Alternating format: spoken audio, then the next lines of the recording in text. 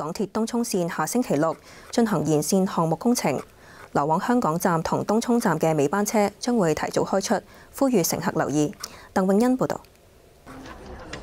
東涌線延線項目計劃喺現有嘅東涌線上新起2個車站，下星期六深夜將會喺往香港方向嘅軌道進行第2次道岔安裝工序，為東涌線改道。要完成整個工程呢，係要分階段按部就班咁將香港方向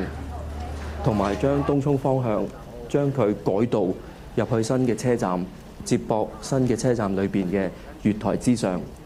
而要做每一次方向嘅改道呢，事前功夫就係要預備舊年10月完成咗，同埋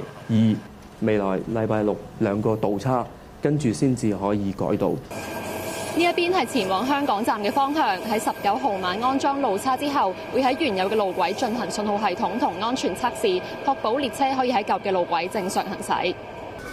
當晚來往東涌至香港站嘅尾班車會提前喺大約夜晚11點幾開出，港鐵會提供接駁巴士免費接載乘客，而列車會喺第2日嘅頭班車恢復正常服務。港鐵話參考第1次安裝道岔嘅工程，相信可以順利完成。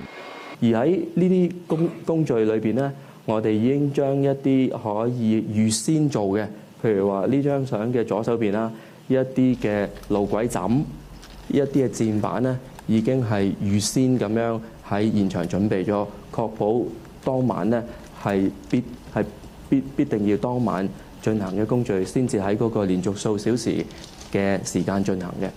港鐵話，剩低2次嘅道岔安裝工序，分別會喺2026、27年進行。目前已經大致完成地基工程，預計東涌東站嘅工程可以按計劃喺2029年完工。